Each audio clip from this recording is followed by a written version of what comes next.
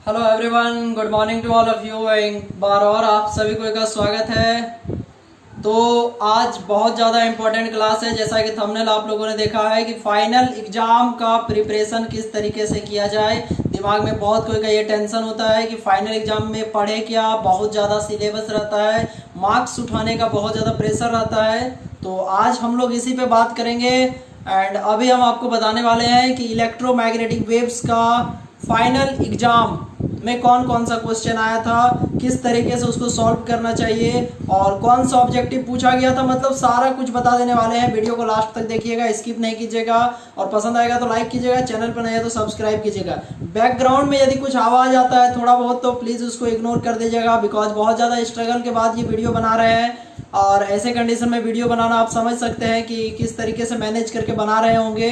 तो सबसे पहली बात कि यदि इधर उधर से कुछ साउंड आता है ऐसा वैसा तो प्लीज़ इग्नोर दैट और कमेंट थोड़ा सही से कीजिएगा। जो भी पूछा जाए उसका बिल्कुल सही से कमेंट करना है। इस वीडियो में आपका भागीदारी सुनिश्चित होना जरूरी है। मतलब आपको भी बोलना पड़ेगा, आपको भी कमेंट करना पड़ेगा। यदि आप चाहते हैं कि आपका इलेक्ट्रोमैग्नेटिक वेव्स का तैयारी किस तरीके से हुआ है, ये जानना चाहते हैं, ये सीखना चाहते हैं, तो आप कमेंट बॉक्स में जरूर से जरूर कमेंट करेंगे और वीडियो पसंद आएगा तो लाइक करेंगे।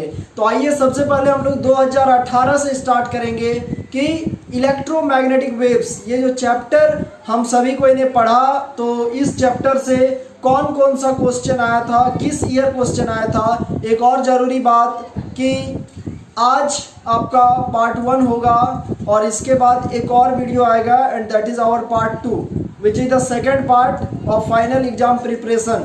मतलब एक वीडियो अभी जो तुम देख रहे हो ये, और एक और वीडियो आएगा और उसके बाद एक लास्ट वीडियो आएगा जिसमें हम आपको फाइनल एग्जाम का क्वेश्चन और आंसर दोनों का फ्रेश नोट्स का पीडीएफ फाइल देंगे। सिर्फ क्वेश्चन आंसर का पिछले 10 साल में कौन कौन सा क्वेश्चन पूछा था और उसका क्या क्या आंसर होगा, इसका पीडीएफ फाइल भी 2 वीडियो के बाद देने वाले हैं। तो चैनल पे बने रहिएगा और हम जितना हो सक रहा है अपने साइड से उतना आपका मदद कर रहे हैं। बस आप मदद इतना ही कर सकते हैं कि अपने सगे संबंधी और भी जितने कोई हैं पढ़ने के इच्छुक उनको चैनल के बारे में बता सकते हैं, सब्सक्राइब करवा सकते हैं। तो टाइम जाया नहीं करते हैं। Good morning to all of you and have a nice day. And चलिए शुरू करते हैं, ठीक है। तो 2018 में क्वेश्चन आया था, फोकस कीजिएगा बोर्ड पे, वीडियो क्वालिटी को मैक्सिमम कर लीजिएगा और आवाज क्लियरली सुनिएगा बिल्कुल ध्यान से।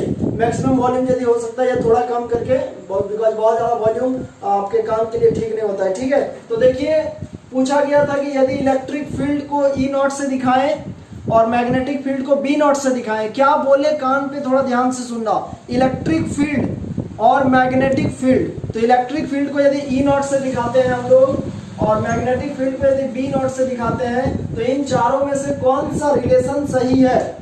हम आपको छोटा सा हिंट दे देते हैं कि इलेक्ट्रिक फील्ड बटा मैग्नेटिक फील्ड का फॉर्मूला होता है C। इसके मदद से आपको बताना है कि इन चारों में से कौन सा इक्वेशन सही है। कमेंट बॉक्स में कमेंट करके अभी तुरंत बताओ कि इन चारों में से कौन सा इक्वेशन सही है। सिर्फ 5 सेकंड का समय देंगे और उसके बाद हम अपना आंसर बता देंगे। क्वेश्चन क्या था बच्चों, एक बार और समझ लो कि इलेक्ट्रिक फील्ड और मैग्नेटिक फील्ड के बीच में कैसा रिलेशन है। क्या बोले, इलेक्ट्रिक फील्ड और मैग्नेटिक फील्ड के बीच में कैसा रिलेशन है, और उसका हम थोड़ा सा क्लू दे दिए कि ये फॉर्मूला होता है।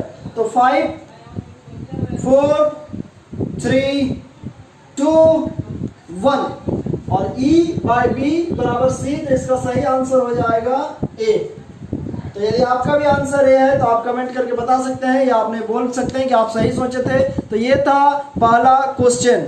और दूसरा क्वेश्चन क्या पूछा गया था कि what are the uses of X ray and UV ray, X ray and ultraviolet ray रे। दूसरा क्वेश्चन पूछा गया था 2018 में कि एक्स रे का क्या क्या यूजेज है और अल्ट्रा वायलेट रे का क्या क्या यूजेज है। बच्चों बता रहे हैं कि सिर्फ यूजेज पूछा गया था, अपने मन से फ्रीक्वेंसी, वेवलेंथ, सोर्स लिखना नहीं है। अधिक होशियारी नहीं, जो पूछा जाए एग्जाम में उतना ही लिखिए। और इसमें आपको पूछा गया था कि what are the uses of X ray and ultraviolet ray. X ray का यूजेज हमने आपको बता दिया है, अल्ट्रावायलेट रे का भी यूजेज हमने आपको बता दिया है। अदरवाइज इलेक्ट्रोमैग्नेटिक वेव्स का प्लेलिस्ट भी आप जाके चेक कर सकते हैं।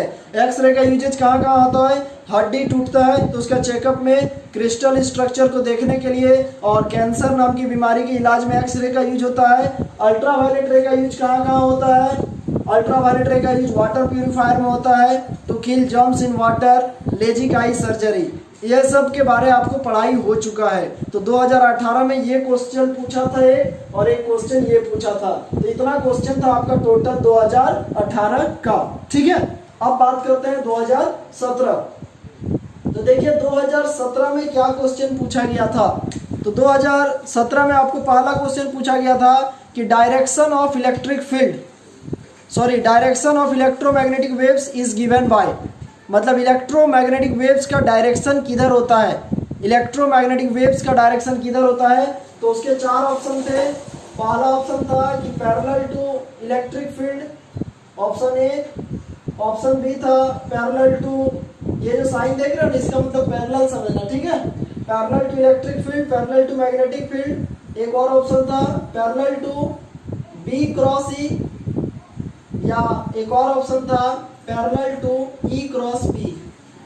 इलेक्ट्रोमैग्नेटिक वेव का डायरेक्शन इन चारों में से कौन सा होगा ये आपको बताना था। इलेक्ट्रोमैग्नेटिक वेव का डायरेक्शन इन चारों में से कौन सा होगा ये आपको बताना था। Parallel to electric field, parallel to magnetic field, parallel to और भी कुछ आपको दिए हुए हैं, बी क्रॉस ई या ई क्रॉस बी। इन चारों में से सही आंसर बताइए। आपके पास 5 सेकंड का समय है। और एक छोटा सा ट्रिक दे देते हैं कि इलेक्ट्रोमैग्नेटिक वेव ऐसे समझो, बस समझाने का ट्रिक है, ऐसा कोई तुक्का नहीं है कि मान लो सिर्फ उसमें इलेक्ट्रिक फील्ड होता है, या क्या उसमें सिर्फ मैग्नेटिक फील्ड होता है, या पहले मैग्नेटिक इंटू इलेक्ट्रिक या इलेक्ट्रिक इंटू मैग्नेटिक। तो इसका सही आंसर होगा डी। समझ में आ गया, सही आंसर होगा D, parallel to E cross B. और इसका दूसरा क्वेश्चन था, दूसरा क्वेश्चन जो 2017 में पूछा गया था, define electromagnetic waves and write it's important properties. Question था डिफाइन इलेक्ट्रोमैग्नेटिक वेव्स। ये सब सारा चीज का आपको पीडीएफ फाइल का लिंक मिल जाएगा 2 वीडियो के बाद, 2 पार्ट में बनेगा। आज 2014 या 2013 तक बताएंगे और नेक्स्ट वीडियो में 2009 या 8 तक बताएंगे, ठीक है। और ये जितना भी अभी पढ़ाई हो रहा है ये सब सारा कुछ क्वेश्चन के फॉर्म में और इसका आंसर के फॉर्म में आपको एक पीडीएफ फाइल मिल जाएगा, ठीक है। सारा हेल्प करेंगे आपको, आप चिंता मत करिए, आप बस टॉपर बनिए। पढ़ाई का चैनल है और आपके पढ़ाई में जितना हो सकेगा मैं सहयोग करूंगा, सिर्फ मुंह से नहीं, सिर्फ बातों से नहीं। एग्जाम्पल आप देखते हैं और समय समय पे हमने इसको प्रूफ किया है, ठीक है। तो क्वेश्चन था define electromagnetic waves and write it's important property. Electromagnetic waves क्या होता है और इसके इंपॉर्टेंट प्रॉपर्टीज क्या क्या हैं। इलेक्ट्रोमैग्नेटिक वेव्स क्या होते हैं और इसके इंपॉर्टेंट प्रॉपर्टीज क्या क्या है। तो आपको पता है, इसका डेफिनेशन लिख दीजिएगा, फिगर बना दीजिएगा, 2-4 प्रॉपर्टी लिख दीजिएगा, 4 प्रॉपर्टी कम से कम लिख दीजिएगा, बहुत अच्छा हो जाएगा, ठीक है। तो ये क्वेश्चन 2017 में आया था, ठीक है। अब एक क्वेश्चन और है जो कि 2016 में पूछा गया था, ठीक है। और वो क्वेश्चन था, पहले मैं ऑप्शन लिख देता हूँ। 2016 में जो क्वेश्चन आपको पूछा गया था उसके ऑप्शंस मैं आपको यहाँ पर लिख देता हूँ। और वो क्वेश्चन ये था कि the speed of electromagnetic waves in air और वैक्यूम इज गिवन बाय। इन चारों में से ABCD, इन चारों में से इलेक्ट्रोमैग्नेटिक वेव का स्पीड का क्या फॉर्मूला है। इलेक्ट्रोमैग्नेटिक वेव का स्पीड का क्या फॉर्मूला है। Only 5 second. यदि आप पढ़े होंगे इस चैप्टर को ध्यान से तो पक्का बता सकते हैं। इन चारों में से इलेक्ट्रोमैग्नेटिक वेव का स्पीड का कौन सा फॉर्मूला होगा। 5 4 3 2 1। इसका सही आंसर होगा बी।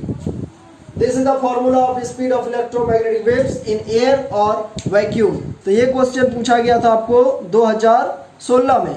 उसी में एक और क्वेश्चन पूछा गया था 2016 में, ध्यान से सुनना, वीडियो स्किप मत करना, पूरा देखना। तुम्हारे फायदे के लिए बता रहे हैं, तुम्हारे लिए बना रहे हैं ताकि तुम अच्छे से पढ़ सको और मेरा और आपका कनेक्शन बना हुआ रहे, आपको कंटिन्यूस एफर्ट लगे कि आपका पढ़ाई सुचारू रूप से फिजिक्स में चल रहा है तो। और अंतिम स्टूडेंट तक इस वीडियो को पहुंचाने का कोशिश कीजिएगा यदि आपके पास कैपेबिलिटी है तो, ताकि सभी कोई लाभान्वित हो सके। तो 2016 में क्वेश्चन और पूछा था, व्हाट आर माइक्रोवेव्स। माइक्रोवेव्स क्या क्या होता है and its uses. What are microwaves and its uses. Microwaves क्या क्या होता है इसके बारे में हम आपको बता चुके हैं और इसके यूजेज क्या क्या होते हैं। लिखने का तरीका क्या है, तो microwave is an electromagnetic wave. आपको याद है तो फ्रीक्वेंसी और वेवलेंथ लिख दीजिए। ये प्रोड्यूस होता है क्लिस्ट्रॉन मैग्नेट्रॉन से, ठीक है, या गन डायोड से। एंड वेरी इंपॉर्टेंट कि इसका यूजेज क्या क्या है, तो माइक्रोवेव्स का यूजेज होता है इन रडार सिस्टम, जैसा कि मैंने आपको वीडियो में बता चुका है और इसके प्लेलिस्ट भी मैंने आपको बना दिया है। तो रडार सिस्टम में इसका एक यूज होता है और इसका दूसरा यूज होता है, it is used in microwave ओवन्स for cooking food and heating water.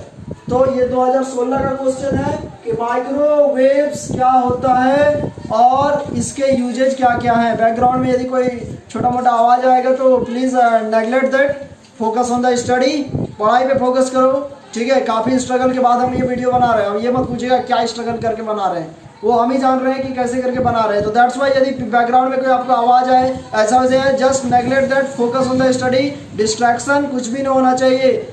भावी साल के, आने वाले साल के आप टॉपर हैं और आपको टॉप करने से कोई भी नहीं रोक सकता है, ठीक है। Stay focused. तो अब हम लोग बात करेंगे 2015 में कौन सा क्वेश्चन पूछा गया था। 2015 में कौन सा क्वेश्चन पूछा गया था, तो अभी हम आपको 2015 का क्वेश्चन बताने जा रहे हैं। बिल्कुल ध्यान से देखते रहिएगा। 2015 का क्वेश्चन बहुत ज़्यादा इंटरेस्टिंग है। वैसे तो पूरा वीडियो ही इंटरेस्टिंग है बिकॉज ये पढ़ाई लिखाई वाला वीडियो है, ठीक है, और इसलिए आपको पूरे वीडियो पे फोकस करना है और ज़्यादा से ज़्यादा बच्चों तक कोशिश कीजिए कि ये वीडियो पहुंच पाए, ठीक है। तो आइए देखते हैं सबसे पहले कि 2015 में कौन सा क्वेश्चन पूछा गया था। तो 2015 में पूछा गया था, 4 वेव दिए हुए थे कि which one has the shortest wavelength या स्मॉलेस्ट वेवलेंथ, ठीक है। मतलब आपको, ठीक है, 4 वेव दिए गए थे या कहिए कि 4 इलेक्ट्रोमैग्नेटिक वेव का नाम दिया गया था और पूछा गया था कि इनमें से सबसे शॉर्टेस्ट वेवलेंथ किसका होगा। और वो 4 ऑप्शन में आपको यहाँ पर लिख देता हूँ। एक था गामा रे, एक था एक्स रे, एक था अल्ट्रावायलेट रे और एक आपको अल्फा रे, बस ऐसे दिया हुआ था। पूछा गया था इन चारों में से सबसे कम वेवलेंथ किसका होगा। इन चारों में से सबसे कम वेवलेंथ किसका होगा, ए बी सी डी। बस 5 सेकंड का समय देंगे और याद कीजिए सबसे पहला जो इलेक्ट्रोमैग्नेटिक वेव्स का लेक्चर था उसमें मैंने आपको बता दिया था कि which one has the smallest wavelength among these 4, then the real answer will be, क्या कमेंट करके बता सकते हो हमसे पहले, और हर चीज का आपको कमेंट करके बताना चाहिए था। तो इसका सही आंसर होगा गामा रे। गामा रे, ये सब फाइनल एग्जाम का क्वेश्चन है बच्चों, समझो। फाइनल एग्जाम में यही सब क्वेश्चन पूछा है और यही तुम बता पा रहे हो तो इसका मतलब तुम्हारा फिजिक्स बिल्कुल सही सुरक्षित रूप से आगे बढ़ रहा है। बस पढ़ते रहो। और बहुत को लगता है कि जो फिजिक्स हार्ड है, बिल्कुल हार्ड नहीं है। I am always available for you, आपका पढ़ाई में मदद करने के लिए, ठीक है। तो ये क्वेश्चन था कि which one of the following has the smallest wavelength, that is the gamma ray. And our next question is what is remote sensing. What is remote sensing and write its applications. मतलब क्या हुआ कि remote sensing क्या होता है और इसके कुछ एप्लीकेशंस को आपको लिखना था। What is remote sensing, write some of its applications. ये क्वेश्चन आपको कम्युनिकेशन सिस्टम से भी थोड़ा बहुत टैली करता है। तो रिमोट सेंसिंग के बारे में हम आपको बता चुके हैं इंफ्रारेड रेज में। रिमोट सेंसिंग वो जो रिमोट वाला नहीं बताए थे, इसका भी आपको आंसर मिल जाएगा। और it's applications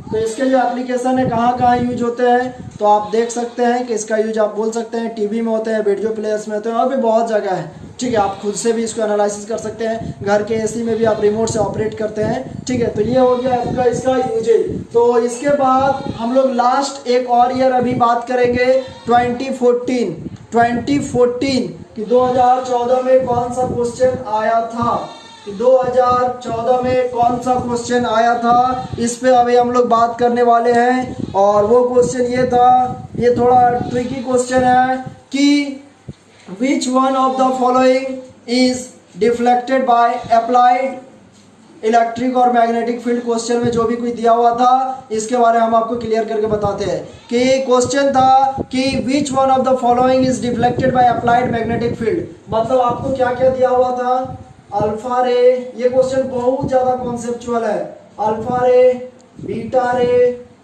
and this is the gamma ray, and D में था कि बोथ ए एंड बी। इन चारों में से सवाल आपसे पूछा गया था, इन चारों में से कौन सा ऐसा है ऑप्शन जिसको मैग्नेटिक फील्ड डिफ्लेक्ट कर सकता है, मतलब उसके पोजीशन से थोड़ा बहुत हिला सकता है इधर उधर। ये बहुत ही ट्रिकी क्वेश्चन है। इन चारों में से कौन सा ऐसा है जिसको मैग्नेटिक फील्ड डिफ्लेक्ट कर सकता है। ठीक है, और इसके लिए हम आपको एक ट्रिक बता देते हैं कि सिर्फ इलेक्ट्रोमैग्नेटिक वेव्स ही वे होते हैं जो इलेक्ट्रिक फील्ड हो या मैग्नेटिक फील्ड हो उसमें डिफ्लेक्ट नहीं होते। तो इसका आप सही आंसर हमको बताइए कि अल्फा रे, बीटा रे, गामा रे या बोथ ए एंड बी। इसका आंसर आप तुरंत कमेंट कीजिए, 5 सेकंड के बाद हम आपको इसका आंसर बताने वाले हैं। बहुत ज़्यादा ट्रिकी क्वेश्चन है, बहुत ज़्यादा सोचने वाला क्वेश्चन है और बहुत ज़्यादा समझने वाला क्वेश्चन है ये कि इन चारों में से कौन सा है जिसको मैग्नेटिक फील्ड डिफ्लेक्ट कर सकता है। तो इसका बिल्कुल सही आंसर होगा बच्चों D, both A and B, because ये एक इलेक्ट्रोमैग्नेटिक वेव नहीं है और ये एक इलेक्ट्रोमैग्नेटिक वेव नहीं है, ये एक इलेक्ट्रोमैग्नेटिक वेव है, तो इसको ही डिफ्लेक्ट नहीं कर पाएगा, तो इसको भी डिफ्लेक्ट करेगा और इसको भी डिफ्लेक्ट करेगा, इसलिए इसका आंसर होगा बोथ ए एंड बी। ठीक है, और एक क्वेश्चन पूछा गया था 2014 में 2 मार्क्स के लिए कि what is the formula of speed of electromagnetic waves in free space. मतलब इलेक्ट्रोमैग्नेटिक वेव्स का स्पीड का क्या फॉर्मूला होता है, इलेक्ट्रोमैग्नेटिक वेव्स का स्पीड का क्या फॉर्मूला होता है। तो उसके स्पीड का फॉर्मूला होता है 1/√μ0ε0 = c, ये होता है फॉर्मूला। ठीक है, और एक चीज और पूछा गया था, what are the different modes of propagation of electromagnetic waves. एक बार और ध्यान से सुनना, 2014 में एक क्वेश्चन पूछा गया था। देखो वीडियो में यदि लास्ट तक बने हुए हो तो थैंक यू, बिकॉज बहुत कोई पूरा नहीं देखता है। यदि तुम लास्ट तक बने हुए हो मतलब you are a sincere student and I wish all the great success for you in your future. तुम बहुत ही ज़्यादा सिंसियर स्टूडेंट हो, बहुत अच्छा लग रहा है कि यदि तुम लास्ट तक ये वीडियो देख रहे हो, बिकॉज हो सकता है कि 10 मिनट से ऊपर का ये हो गया, इसीलिए तो वीडियो का लेंथ आजकल थोड़ा हम शॉर्ट कर रहे हैं, बिकॉज बच्चे ज़्यादा देर तक बैठ के पढ़ना पसंद नहीं कर रहे हैं। तो लेकिन ये अच्छा लक्षण नहीं है।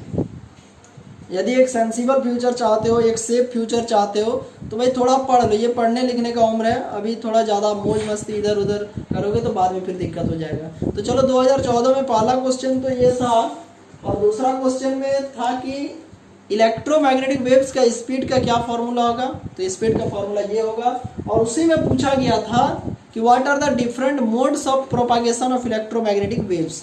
तो इसका आंसर होगा ground wave propagation, sky wave propagation और स्पेस वेव प्रोपागेशन। क्या बोले, ground wave propagation, sky wave propagation और स्पेस वेव प्रोपागेशन। ठीक है, तो ये था बच्चों 2014 तक का क्वेश्चन। हम आशा करते हैं कि आपको ये वीडियो जरूर से जरूर पसंद आया होगा।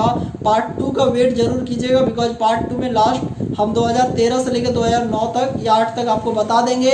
और यदि आप उतना पढ़ लेते हैं तो पक्का जानिए कि आपका फिजिक्स में इलेक्ट्रोमैग्नेटिक वेव से शायद ही कोई क्वेश्चन छूटेगा।